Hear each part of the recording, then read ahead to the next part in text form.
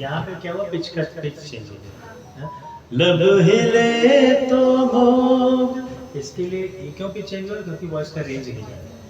तो दिमाग पहले बोल दिया अरे तो ऊंचा तो जाएगा नहीं, नीचे है ना। लेकिन गाने में क्या होता है कि आप जब गाएंगे तो हम तुरंत अपने पिच को चेंज तो कर नहीं सकते, क्योंकि स्केल से आउट हो जाएगा, तो अच्छा ही जाएगा। तो दूसरी एक चीज़ होती है अपने रेंज को डेवलप करना। रेंज को डेवलप करने के लिए रियाज चाहिए। अब उसके भी बहुत सारे रियाज हैं।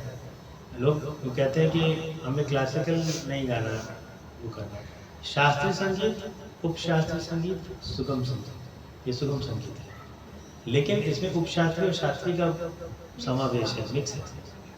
बिना इसके क्यों नहीं वो चीज़ हो सकती। अगर आप क्लासिकल एक विधा है गाने की, उस विधा से आउट होंगे तो ऐसा नहीं है कि उससे बिना गाना नहीं होगा। क्लासिकल एक जॉनर है, एक सिस्टम है उसका गाने का, शास्त्रीय संगीत का। लेकिन कोई शास्त्रीय संगीत नहीं सीख रहा तो भी तो नहीं गा रहा, ऐसा नहीं है। गाना एक, जैसे हम एक भाषा की तरह समझें तो गाना एक भाषा की तरह हम बिना ग्रामर के, हाँ बिना ग्रामर के, जैसे हम अपनी भाषा, आप विदेश में पैदा हो तो विदेश बोलेंगे, भले ही ग्रामर। यहाँ लोग हिंदी, कितने लोग सही से हिंदी बोलते हैं, दिल्ली एनसीआर में तो बहुत लोग नहीं बोलते, मतलब शुद्ध हिंदी नहीं मालूम लोग को। अभी मैं अगर बोल दूँ एक क्लिष्ट बोल दूँ तो क्लिष्ट लोग नहीं समझेंगे व्हाट इज क्लिष्ट, है ना। क्लिष्ट इज कॉम्प्लिकेटेड। तो जब हम भाषा की तरह संगीत को ऐसे सीख लेते हैं, सुनते हैं, गाते हैं, और वो अच्छा गा पाते हैं जब वो उस पर क्यों ऐसा, ये सब साइंटिफिकली, ये सब साइंटिफिक रीजन है। जब हमारे ब्रेन में जब संगीत की धुन पड़ती है या किसी तरह का ऐसा साउंड पड़ता है जो सुनने में मधुर लगे, तो हमारे ब्रेन में सेरोटोनिन और डोपामिन ये सब इंक्रीज होता है। तो जब ये इंक्रीज होता है तो हमारे मन को अच्छा लगता है, अंदर रिलैक्स महसूस करते हैं। तो ऐसी चीज़ें जब करते हैं तो हमारा दिमाग उस पर जाता है, अट्रैक्ट करता है। तो जब अट्रैक्शन उसमें होता है तो हमारा ध्यान जाता है कि अरे बहुत अच्छा गाना चल रहा है। तो ये जो गाने का जो कीड़ा आप लोग के अंदर है, जो अब इनकी भी है, इतनी उम्र में ये भी कोशिश करते हैं, लेकिन अपनी जवानी में बहुत ज़बरदस्त गाते होंगे, खूब गाया हुआ है, लेकिन ड्यू टू जो भी रीज़न ना हो कि प्रॉपर बैठ के नहीं कर पाए, उस समय का माहौल शायद ऐसा ना मिला हो, या जो भी बहुत सारे कारण होते हैं, है ना। लेकिन it's never late to start, है ना। तो अब ये है कि अगर थोड़ा थोड़ा भी हम सरगम की प्रैक्टिस करें, भले हम शास्त्रीय संगीत ना गाएं, शास्त्रीय संगीत का कोई लंबा प्रोसेस है, लेकिन अगर हम सारे गम्मा पा वॉइस को स्टेबल करने का भी एक्सरसाइज, ये सब भी करें तो हमारी वॉइस में इम्प्रूवमेंट आना शुरू हो जाएगा, सुर की समझ आनी, डेवलप होनी समझ शुरू हो जाएगी। और वॉइस में जब, ये भी तो एक सॉफ्ट मसल है ना, तो जब हम इस पर मेहनत करते हैं तो धीरे धीरे मसल्स भी हैं वो अपने आप को रिलीज करते हैं, धीरे धीरे कंफर्टेबल हो जाते हैं। अब इसमें ब्रीदिंग टेक्निक का बहुत इम्पोर्टेंस है कि कैसे हम सांस ले रहे हैं, कैसे महसूस कर रहे हैं। अभी थोड़ी देर पहले इनकी क्लास चल रही थी, बिल्कुल मैंने रोक लिया। तो उसमें ब्रीदिंग टेक्निक जब आपको समझ में आएगी तो आपका सुर सटीक जगह पे लगेगा, ताकत अंदर से फेफड़े मजबूत होंगे, है ना। इनको कोविड में बहुत इफेक्ट किया लंग्स पे, बच गए, बहुत लोग बच गए। मेरा कोविड में 85% लंग्स में इन्फेक्शन, कभी मेरे साथ भी एक प्रॉब्लम है, ऑक्सीजन 39 गले में कैसे बचिए? लंग्स ठीक हो जाएगी। संगीत बहुत तगड़ा काम करता है ना। ठीक है सर, आप चलिए, क्या गाएंगे? पूछने वाले पे रहने वाले। हाँ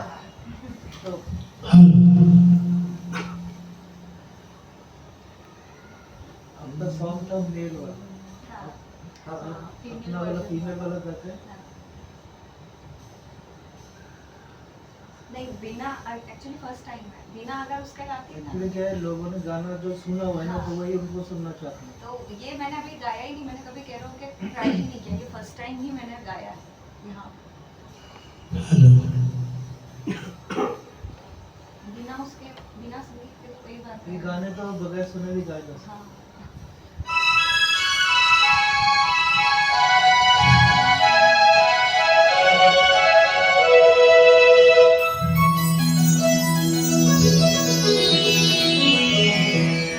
हुस्न वाले तेरा जवाब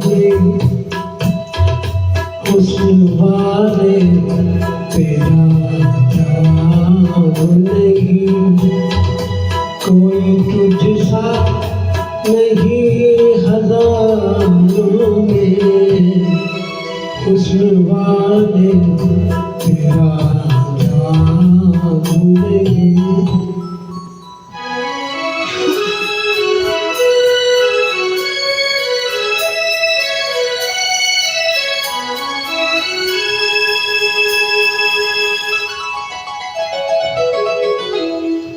तू है सी कली जो गुलशन, साथ अपने बहार लाई हो। तू है सी किरण जो रात ढले, चांदनी में नहा के आई हो। ये तेरा नूर, ये तेरे नूर, जिस तरह चाँद हो सितारों में, हुस्न वाले तेरा जवाब नहीं।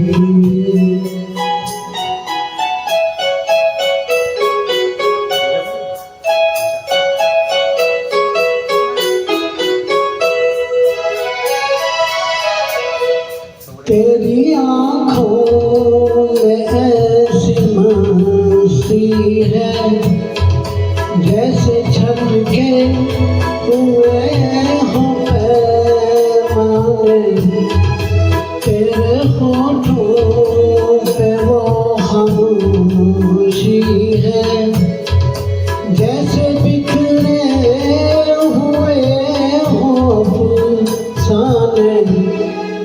तेरी जुल्फों की ऐसी रंगत है, जैसे काली घटा बहारों में, हुस्न वाले तेरा जवाब नहीं।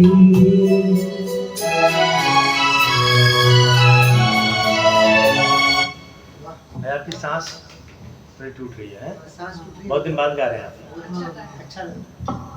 तैयार या तो प्रेम मैंने पान छोड़ दिया आपके चक्कर में। जब से आपका ऐड आया 55 साल से लगातार पान खाना था मैं, और जैसे ही आपका ऐड पड़ा मैंने पान छोड़ दिया। बहुत बड़ा काम करा मैंने। तो 55 साल लगातार सारी दुनिया पीछे पड़ी थी, मैंने छोड़ा नहीं पान। आपने देखा होगा 3 बार।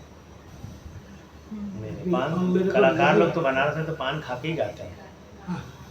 पान एक्चुअली पान is good for vocal cords, उसमें जो तंबाकू रहता है, लेकिन जो वो तंबाकू होता है वो गड़बड़ है। सुपारी और जो तंबाकू होता है वो गले के लिए अच्छा नहीं है। अगर आप सिर्फ पान में चूना और कत्था, अगर सही कत्था है और चूना है, उसके साथ अगर आप खा रहे हैं सौंफ के साथ, तो वो नुकसान नहीं है।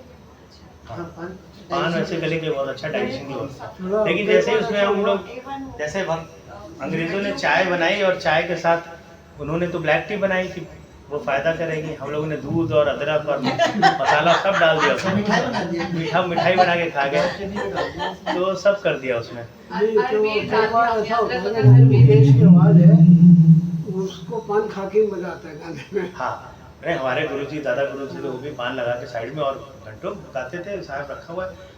मैंने तो बनारस में कई मतलब एक बंडल ऐसे 50-50 बीड़े पान लेके जाते थे और एक दिन भर में ख़त्म हो जाते। ये मैंने देखा है लोगों को ले जाते हुए डेली। तो सोचिए एक दिन में 50 पान नॉन स्टॉप यहाँ रखा रहता है 50। पान में भी बहुत खाता तो खैर अभी अब क्या है, जैसे आपकी आवाज़ में वो जो सांस टूट रही है ना, आपकी आवाज़ में भी खराश है और ऊपर नहीं जा रही है, आप में भी सेम चीज़ आ रही है, आप में भी सेम चीज़ है और आप में भी सेम चीज़ है ना। अब इसके लिए सबसे इम्पॉर्टेंट एक ब्रीदिंग एक्सरसाइज करना है जो आपको डेली करना है, ठीक है। एक तो जैसे अभी आप बैठे हैं, आप स्ट्रेट बैठ जाइए, बंद कर दीजिए।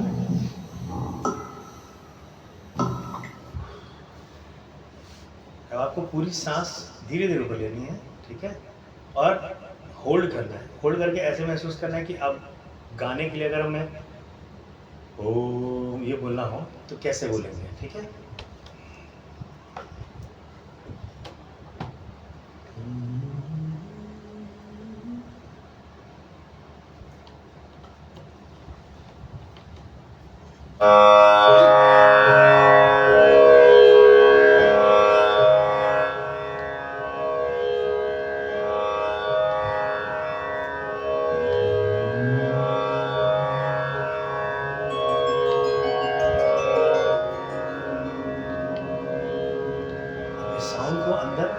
साउंड को महसूस करना है, ठीक है?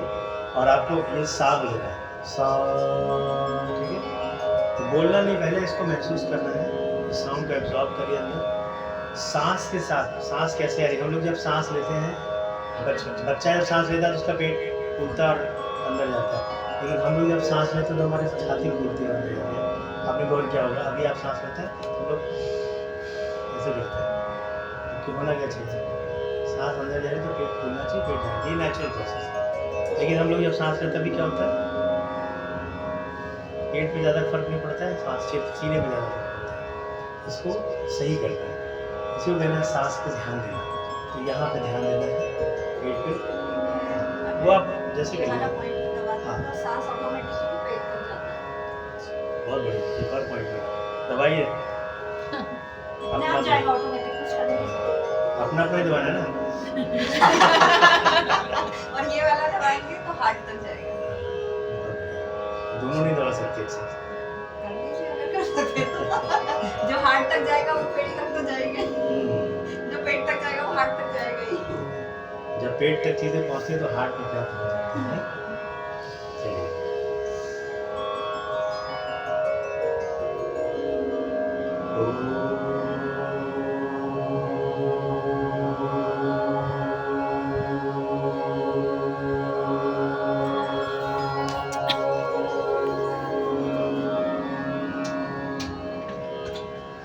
थोड़ी सांस को रिलैक्स करिए, कोई घबराहट नहीं। सांस को धीरे धीरे ऊपर लेना है, रोकना है चेस्ट पे और पेट के पास, नाभि पे, और ऐसा महसूस करना है कि मेरी आवाज़ यहाँ से आने के लिए तैयार है। तो अपनी आवाज़ को तैयार करना है। जितना बैलेंस आप क्रिएट करेंगे उतनी अच्छी आवाज़, आपको उतनी सूदिंग वॉइस आएगी।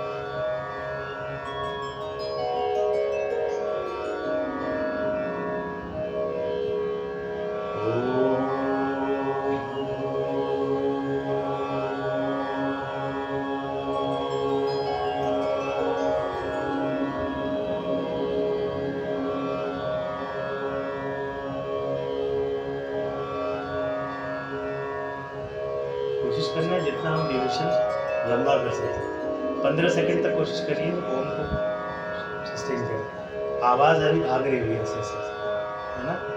सांस को कंट्रोल करेंगे, आवाज़ भी धीरे धीरे कंट्रोल होगी। सबसे पहला स्टेप गाने में अपनी आवाज़ को कंट्रोल करना है। जब आप ये सीधा जब आवाज़ आने लगी, सीधी आवाज़ आएगी, तो जो गाना गाने में आपकी वाइब्रेशन से कंपन आती है वो खत्म हो जाएगी।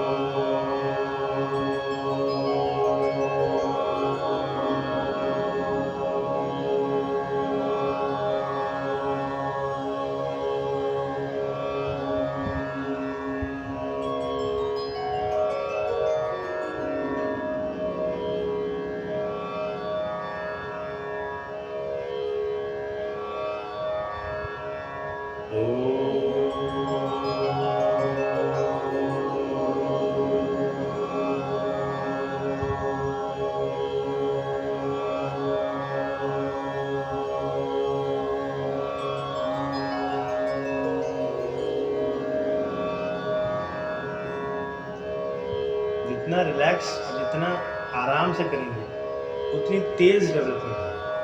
इसमें बिल्कुल ऐसा नहीं कि फॉर्मेलिटी के लिए सांस लिया और ओम कर सांस लेना। जितना महसूस करेंगे उतना ज़्यादा अपनी आवाज़ पे आप कंट्रोल पाएंगे और उतना जल्दी वो काम करेंगे। आपको बैलेंस महसूस होगा। अगर अभी आप करिए, आपको बेटर सांस लीजिए।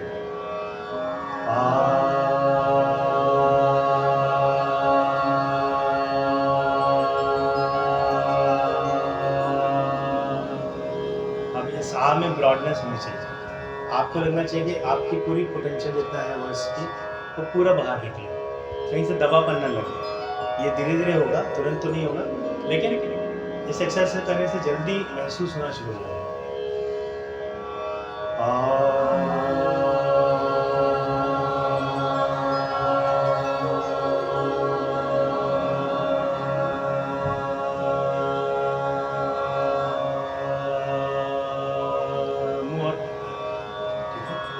मुंह और खोलना।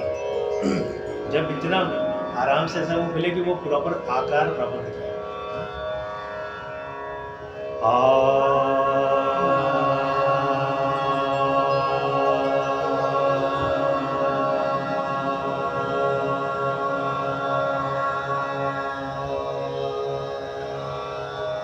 सांस लेते हुए जब सांस लेना है तो पेट बाहर, और सांस छोड़ते हुए आकार करें तो पेट अंदर को महसूस करना है। ठीक, एक बार और स्टार्ट।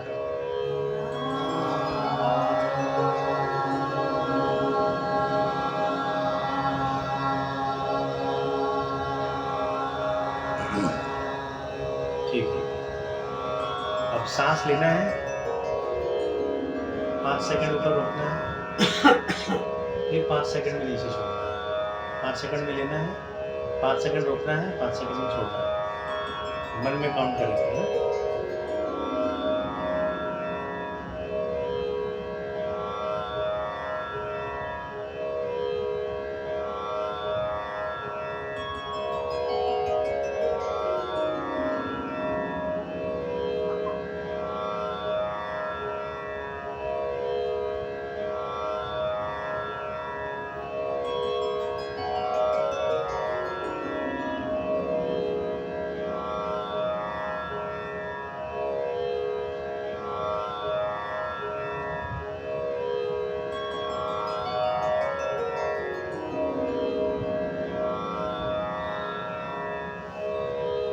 ये आपको कंट्रोल भी देगा, माइंड को भी रिलैक्स कर सकता है।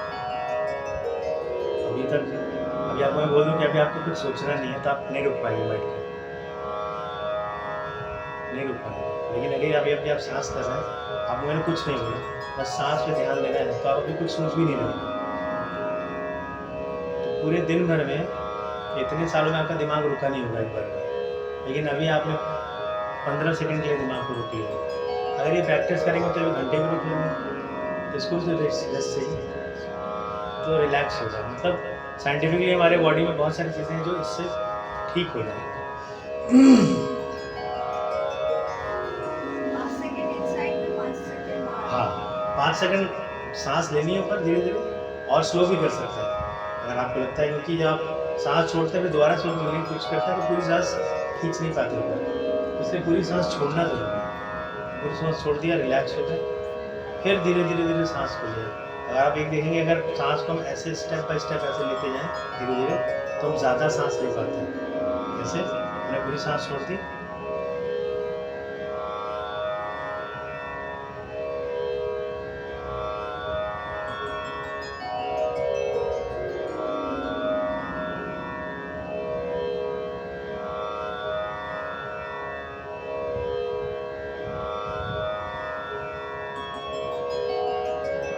धीरे धीरे छोड़ दिया। तो ये टेक्निक से एक बार, और ये भी चीज़ कर सकते हैं आप जब अकेले प्रैक्टिस जब करें।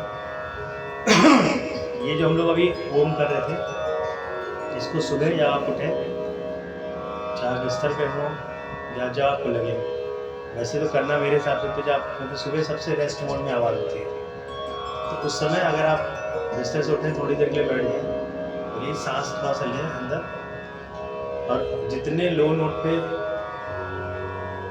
ऐसे कर सकते हैं, ये पैसे वाइब्रेट करना चाहिए। इससे क्या होगा, यहाँ से पूरा वाइब्रेशन होगा, आपको यहाँ पे कंट्रोल महसूस होगा। जब आपने कहा हुस्न वाले तेरा जवाब, तो वो जो खिलापन है गाने का वो आना चाहिए ना, है ना। हुस्न वाले, ये मुर्गियाँ है नहीं आई, हुस्न वाले तेरा जवाब। दो लाइन में इतनी सारी मुर्गियाँ हैं, तो ये सुनना भी बहुत ज़रूरी है। और सुन लिया तो जब सुन पाएंगे तभी उसको गा पाएंगे। तो जब हम सुन ही नहीं पाएंगे उस चीज़ को कि क्या किया, तो हम गाएंगे। वो तब होता है जब हम गाने को बारीकी से सुनना सीखते हैं। आप 1000 बार सुनेंगे तो आपको 1000 बार 1000 चीज़ें नई नज़र आएंगी, लेकिन वो नज़रिया होना चाहिए चीज़ का। अभी भी कई ऐसे गाने हैं, अब आप इसी गाने को सुनिएगा ना तो आपको बहुत सारी चीज़ें नज़र आएंगी। काफ़ी टाइम हो गया था सुने हुए। हाँ, आप इसको दोबारा सुनिएगा, आपको पता भी नहीं था कि आज गाना है, तो मैंने एक्सटेम्पोर काइंड ऑफ कर दिया। पैर सीधा कर लीजिए, दिक्कत होती है। वो थोड़ा सा हाँ, आदत नहीं जाता है। है, बिल्कुल बिल्कुल कर लीजिए। तो ये ब्रेथ का कंट्रोल, ये सब एक्सरसाइजेज आपको करने हैं। 1 महीने का जो हम लोगों ने बनाया है वो हर महीने चलेगा। ये एक्सरसाइजेज आप काम में कर सकते हैं, करना भी चाहिए। हम लोग डेली करते हैं एक तरीके से। जब सुर लगाते हैं पहले सा बहुत देर तक करते हैं ताकि आवाज़ को बैलेंस कर सकें। बाकी राग गाना तो रागदारी तो गलत चीज़ होगी, लेकिन किसी भी गाने वाले के लिए,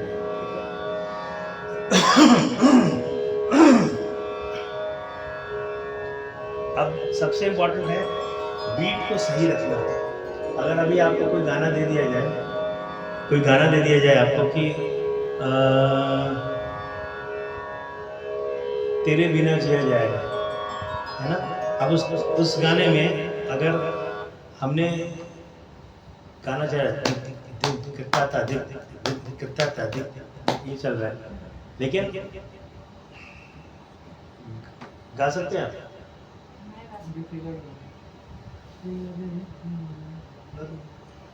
आप गा सकते हैं? चलिए ट्राई करते हैं। इसमें कह रहा हूँ कि मैं नहीं गा सकती। विदाउट म्यूजिक कैसे गाएंगे? अच्छा ऐसे ही गाइएगा ना। तेरे बिना जिया जाएगा, तेरे बिना जिया जाएगा, बिन तेरे। प्लेसमेंट ऑफ वर्ड्स, गाने में कैसे वर्ड्स को प्लेस किया गया है इसमें बहुत ध्यान देना है, क्योंकि उस पर आपका एक्सप्रेशन पूरा बेस होता है ना। अब तेरे बिना जिया जाए ना, विब्राटो बोलते हैं ऐसे, जिया जाए ना, तेरे बिना जिया जाए ना, बिन तेरे तेरे बिन साजना, सांस में सांस आए ना। अब अगर हम इसको ऐसे कहें, तेरे बिना जिया जाए ना, तेरे बिना जिया जाए ना, मैं सारी हरकतें लूँगा लेकिन गाना वैसा फील नहीं देगा। बिन तेरे तेरे बिन साजना, सांस में सांस आए ना, तेरे बिना जिया जाए ना। अब ये गा तो रहे लेकिन वो एक्सप्रेशन नहीं आ रहा है। तो वॉइस का मॉड्यूलेशन कहाँ पे करना है, कैसा वॉइस का प्रोजेक्शन कहाँ पे, कौन से वर्ड पे कितना प्रोजेक्शन है, वो ध्यान देना है। जैसे वो गाना है इस मोड पे जाते हैं, है ना। ये सब गाने लोग ट्रैक पे गाने की हिम्मत भी नहीं करते। आपने किसी प्रोग्राम में किसी को गाते हुए सुना नहीं होगा, है ना।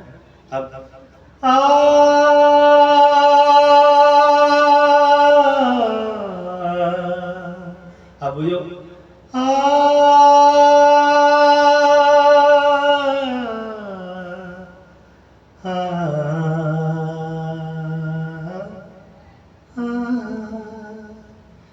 जो छोटा सा एज है वो बहुत मुश्किल है करना, गला घूमेगा ही नहीं।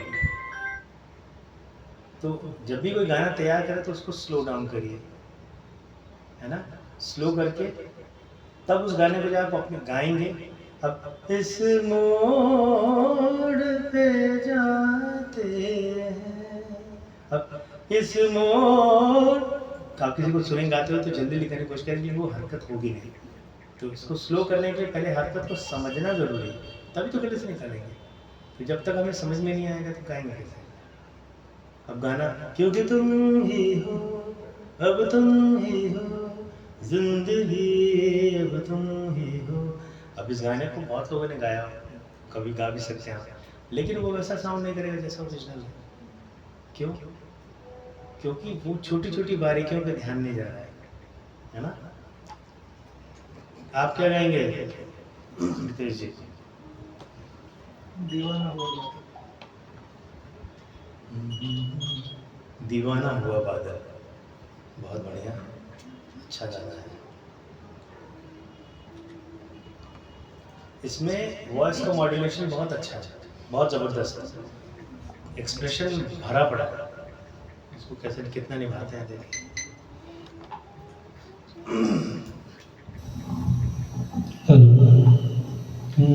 और एक चीज़ और ध्यान रखना है, जब भी आप माइक में जब आप गाते हैं ट्रैक पे या कभी भी लाइव भी, तो माइक का बैलेंस बहुत इम्पोर्टेंट है। अक्सर 90% आपको साउंड अच्छा नहीं मिलेगा। जब ऐसे अगर साउंड अच्छा ना मिले तो आपको गाना अच्छा कैसे लगेगा?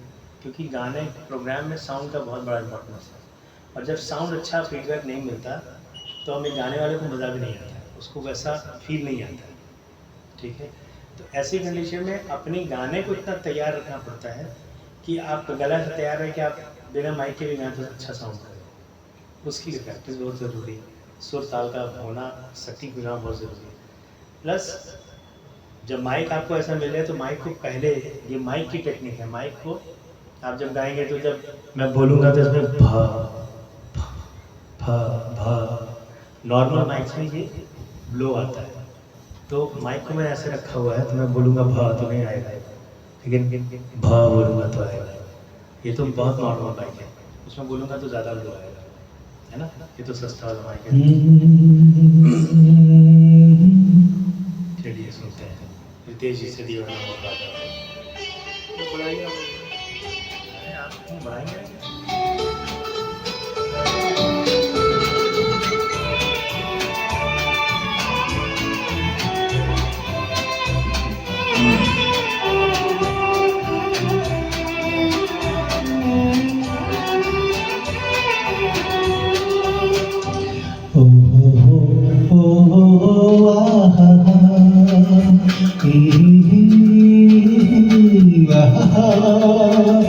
ये देख के दिल झूमा, ली प्यार में अंगड़ाई, दीवाना हुआ बादल, सावन की घटा छाई, ये देख के दिल झूमा, ली प्यार में अंगड़ाई, दीवाना हुआ बादल।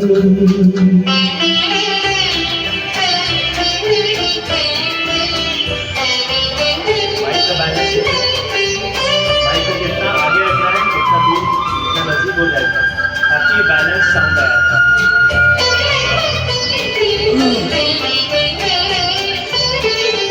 ऐसी तो मेरी तकदीर न थी, तुम सा जो कोई महबूब मिले, दिल आज खुशी से पागल है, दिल आज खुशी से पागल है, ए जान वफा तुम खूब मिले, ए जान वफा तुम खूब मिले, दिल क्यों न बने पागल, क्या तुमने अदा पाई, ये देख के दिल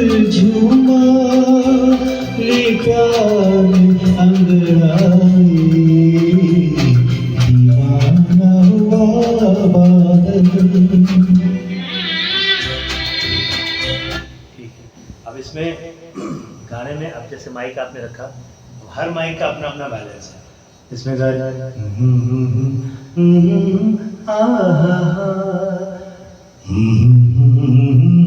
इसका बेस अलग है, ठीक है। अब इसको अगर मैं ट्रैक चलाऊं दोबारा,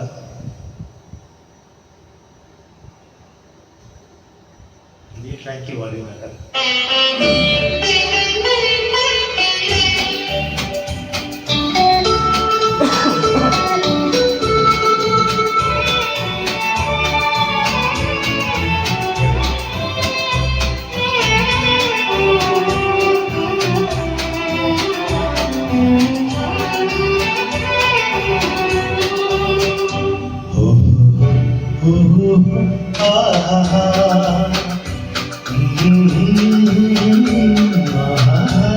ये बैलेंस समझ आए। ये देख के दिल झूमा ली प्यार ने अंगड़ाई। अब ज्यादा कर दीवाना हुआ पागल सावन की घटा छाई। ये देख के दिल झूमा ली प्यार ने अंगड़ाई। तो जो गाने का जो थ्रो है, ना ना ना हर माइक अलग अलग लेवल में होता है, सेट किया जाता है। तो इसलिए जब आप स्टेज पे जाए तो पहले माइक का बैलेंस से करिए, नहीं हेलो हेलो। ये हेलो हेलो करना सबसे बुरा होता है। ना ही माइक को ठोकना चाहिए, माइक को चेक करने का तरीका है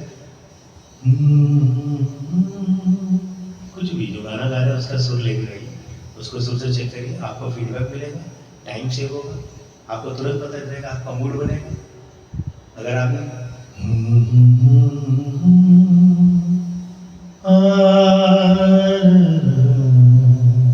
आपको समझ में आएगा कि कितना मेरे को फीडबैक मिल रहा है, कितना माइक को नजदीक करना है, कितना दूर करना है। अब मारेगा एकदम धाम चाली से लगेगा, सुनने वालों को वैल्यू से लगेगा। तो इसलिए माइक का बैलेंस स्टेज पे जाने पे सबसे पहला है। माइक जो एटिकेट्स है माइक के, वो यही कि आप माइक को पहले उसका बैलेंस चेक करिए। हेलो हेलो बोल के बिल्कुल माइक ने हेलो माइक टेस्ट बोलता है, वो तो उसको लगता है एकदम सही आ रहा है। 1 2 3 लेकिन जब आप गाने जाएंगे तो वही माइक अजीब से साउंड करेगा। तो हमेशा हमिंग करके या गुनगुना के कुछ देखा करिए। गाने के लिए माइक में एफर्टलेस सिंगिंग तब होती है जब आपका गला उतना मैच्योर हो, अपनी प्रैक्टिस हो। दूसरा कि माइक इतना अच्छा हो कि आपको एफर्ट नहीं लगे। लेकिन अगर हमारा गला ही उस तरीके का नहीं है, उतना रियाज नहीं है, उतनी प्रैक्टिस नहीं है गाने की, तो एफर्ट ऑब्वियसली लगेगा, चाहे माइक कितना भी अच्छा हो। और माइक सेंसिटिव होगा तो आपके एक एक नोट बेसुरे सुनाई पड़ेंगे और आप स्टेज पे नहीं सुन पाते अपने बेसुरे नोट्स को, क्योंकि इफेक्ट आपको जो सामने फीडबैक मिल रहा होता है, ऑडियंस इन सबको मिला जुला के जो आपके पास जो वाइब्स आती हैं वो आपको ये सुनने नहीं देते कि आपका गाना कितना सुन रहा है, कितना बेसुरा है। लेकिन आप जब रिकॉर्डिंग सुनते हैं तो क्रिस्टल क्लियर सुनाई पड़ेगा आपको कहाँ कहाँ पे बेसुरा है, बहुत आराम से। उस चीज़ को दूर करने का क्या तरीका है? गाने को स्लो डाउन करके प्रैक्टिस करना। जिधर आप गा रहे हो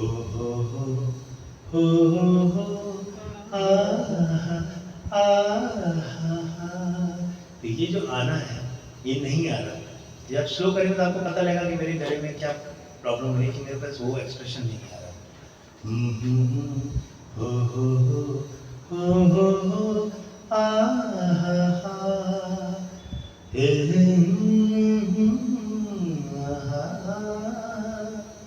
ये देख, अब ये नोट सही लग रहा है कि नहीं? ये देख के दिल झूमा। जब आप इस चीज की प्रैक्टिस करेंगे तो आपको समझ आएगा कि इसी चीज को फास्ट करना है, तो धीरे धीरे ग्रेजुअली इसको आप फास्ट कर सकते हैं। ये देख के दिल झूमा ले प्यार ने अंगड़ा। प्यार बोले तो प्यार दिखना चाहिए। ले प्यार ने अंगड़ाई। कितनी भी अच्छी आवाज अच्छा नहीं है। तो ये बहुत छोटी छोटी चीजें हैं जो गाने के लिए इम्पोर्टेंट है, चाहे लाइव गए चाहे कराओके गए। और कराओके में है मेरे हिसाब से तो लाइव में म्यूजिशियंस थोड़ा इधर उधर झोल करके बजा सकते हैं, लेकिन ट्रैक में तो आपको ओरिजिनल गाना के ट्रैक पूरा मिल रहा है, तो ज़्यादा मूड बनना चाहिए। अगर पूरा गाना आपको आप गा रहे हैं तो आपको पूरा एग्जैक्ट ट्रैक मिल रहा है, पूरा ओरिजिनल सॉन्ग का पूरा म्यूजिक मिल रहा है, तब तो आपको और अच्छा करना चाहिए। कट टू कट मिल रहा है, म्यूजिशियंस ऊपर नीचे कर सकते हैं, हो सकता है कोई एक पार्ट ना बजाए या कोई छोड़ दें, कॉम्प्रोमाइज करें, चलो इसके आगे डालो। तो लाइव सिंगिंग का अपना एक अलग अलग मज़ा है, ट्रैक सिंगिंग का भी अपना एक अलग मज़ा है, लेकिन दोनों ही मज़ा तभी मज़ा है जब सिंगर, गाने वाला सिंगर है एक्चुअली। अब यहाँ सिंगर जब बोलते हैं कि अरे वो सिंगर है, तो सिंगर की परिभाषा बहुत बड़ी है, छोटी नहीं है, तो उसको अंडरस्टिमेट नहीं करना है। तो जब आप अपना गाना गाएं तो उसको स्लो डाउन करके प्रैक्टिस करिए, एक एक गाने को, एक एक अक्षर को प्रैक्टिस करिए, एक एक अक्षर को समझिए। आप गाना 110%, आप अभी इसी गाने को जो गाना आपने गाया है, इस गाने को याद रखिए, आपको दोबारा गाना है नेक्स्ट सेशन में। अब ये सब चीज़ें ध्यान रखिए, इसको सुन के प्रैक्टिस करके आइएगा, और आप अपने आप में खुद देखिएगा कि आपका ये रिकॉर्डिंग हो रही है ना, वीडियो रिकॉर्ड कर रहे हैं, ये पूरा गाना आप अपने आप दोबारा से सुनिएगा, उस दिन रिकॉर्डिंग तब दोबारा मैं भेज दूँगा सबका गाना, और आप उसमें इम्प्रूवमेंट देखिएगा, आपको खुद समझ आएगा। जब आप प्रैक्टिस करेंगे आपको खुद पता लगेगा मेरा गला कहाँ पे नहीं चल रहा, कहाँ नहीं घूमा, कहाँ पे वॉइस प्रोजेक्शन कैसा चाहिए था, ये सब समझ आएगा। ठीक है, तो इन सब चीज़ों का ध्यान रखेंगे तो गाना 110% अच्छा ही होगा। अब एक चीज़ जो आप लोग नहीं करते हैं वो बहुत इम्पोर्टेंट है, जो मैंने बहुत कम लोगों को देखा है, जो लोग गाना गाते हैं वो लोग इस चीज़ को, उस पर ध्यान नहीं देते हैं। वो क्या है, टैपिंग नहीं करते, टाइमिंग नहीं देते। आप बड़े से बड़े सिंगर को आप स्टेज पे देखेंगे तो कहीं ना कहीं उनका टाइम चल रहा होता है, चाहे पैर पे चल रहा था, चाहे बॉडी लैंग्वेज में चल रहा था, है ना, या ये साइड में चल रहा होता है। क्यों? क्योंकि जब आप रिकॉर्डिंग कर रहे होते हैं कभी किसी गाने की, तो जो ट्रैक चलता है वो मेट्रोनोम पे चलता है। मेट्रोनोम एक क्लिक ट्रैक होता है, जिसमें टक टक टक जब टाइमिंग चलती है, तो जितने म्यूजिशियन बजाने वाले होते हैं वो म्यूजिशियन कट टू कट बजाना होता है, उनको उस क्लिक ट्रैक पे ही बजाना है। और अच्छे अच्छे म्यूजिशियंस क्लिक ट्रैक पे नहीं बजा पाते हैं अगर वो रिकॉर्डिंग नहीं करते हैं। अच्छे से अच्छे तबला वादक, अच्छे से इंस्ट्रूमेंटल जो और बजा रहे हैं ऑर्केस्ट्रा में, वो नहीं बजा सकते रिकॉर्डिंग में। अगर उनको रिकॉर्डिंग दे दी जाए, अगर वो नहीं बजाते रिकॉर्डिंग, तो उनको इसका आइडिया भी नहीं होगा कि उनका कहाँ से रिदम बढ़ जाता है, कहाँ से गिर जाता है। और ये आपके साथ भी होता है। कई बार क्या होता है, आप लाइव गाते हैं तो ये लाइव में भी प्रॉब्लम है। देखिए लाइव की अपनी मुश्किल है। लाइव में अगर रिदम बढ़ गया, आप गा रहे हैं कोई गाना कैपी नंबर गा रहे हैं, तो अचानक से ढोलक वाले ने हल्का रिदम, थोड़ा सा टेम्पो बढ़ा तो उसने और रिदम बढ़ाया, ज़रा ज़रा ज़रा करके रिदम इतना बढ़ जाएगा आपको गाने में दिक्कत नहीं लगेगी, लेकिन आप बोलेंगे नहीं, तो उसको इशारा देना होता है सर। तो मतलब ये ठहराव का इशारा कि आराम से, उसमें कोई संकोच की बात नहीं करना चाहिए, ताकि ऑडियंस को पता चले आप दिक्कत से गा रहे हैं, क्योंकि म्यूजिशियन ऐसे गा रहा है। ऐसा आप दिखाएंगे म्यूजिशियन को भी समझ आएगा कि आप जानते हैं, और ऑडियंस को भी समझ आएगा कि आप जानते हैं कि रिदम बढ़ रहा है। लेकिन ये रिदम बढ़ना, रोक दिया था, हाँ, गाना जो रोक दिया था लाइव सिंगिंग में, क्योंकि रिदम बढ़ता है वो पता भी नहीं लगता। इंस्ट्रूमेंटलिस्ट को जो बजा रहे थे रिदम, वो उनको जल्दी, बहुत लोगों को पता नहीं चलता कि रिदम धीरे धीरे बढ़ गया।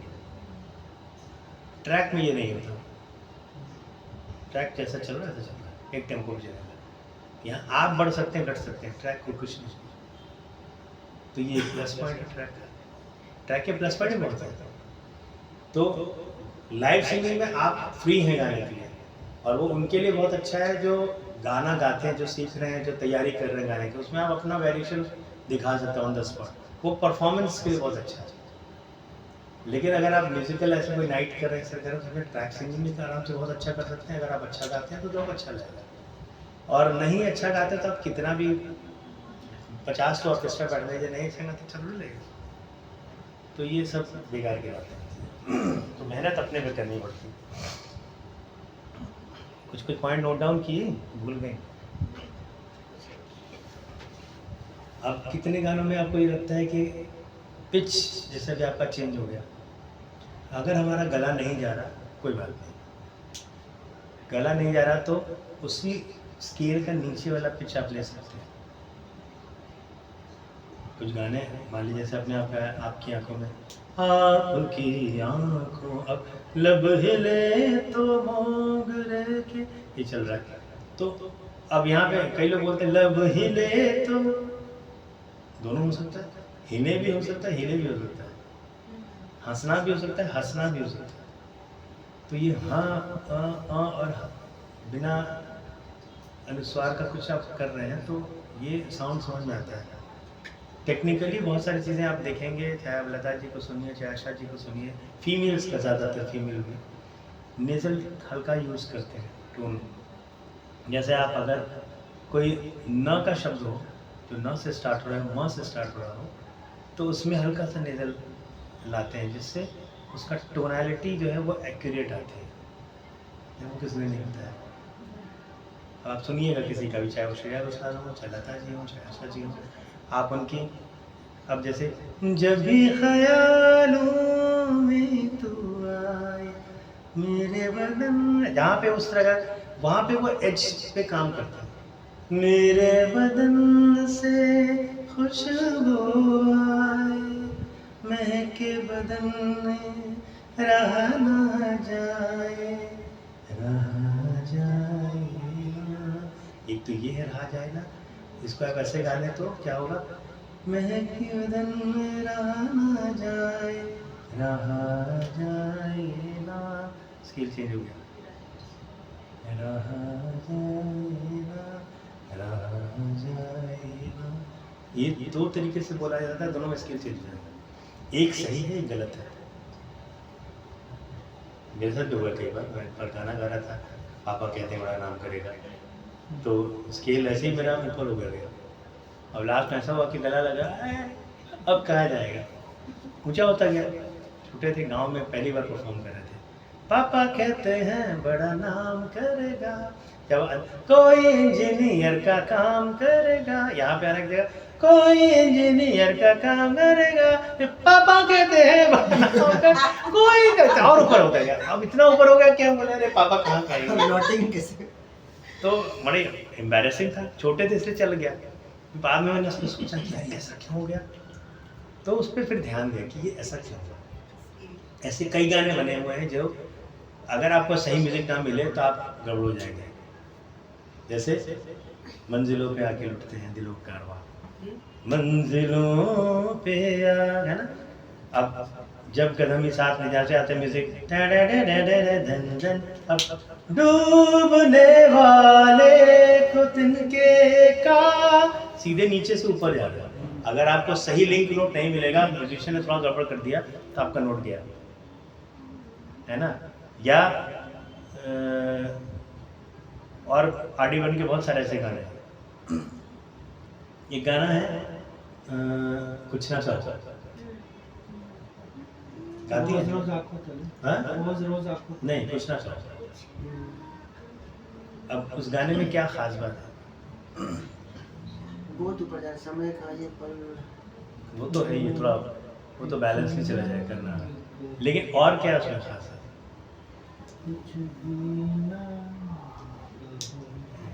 उस गाने को सुनिएगा सब। उसकी सुंदरता, जैसे सॉफ्ट है तो सॉफ्ट बेस, ऊपर से काफी नीचे, वॉइस का इंटोनेशन हाँ, बहुत बहुत ज़्यादा। फ्लक्चुएटिंग है उसमें, हाँ फ्लक्चुएट्स, बहुत मतलब एक्सप्रेशन वाइज जो देखा जाए वो गाने में बहुत अच्छा खासा मॉड्यूलेशन है।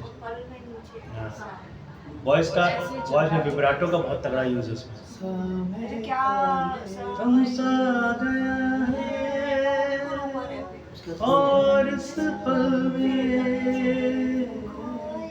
कोई नहीं है, बस एक मैं हूँ। गाना मतलब ये होता है कि आपको जो शब्द मिले हैं गाने में, वो शब्द कुछ कहते हैं किसी को, तो वो कहना पहुंचना चाहिए।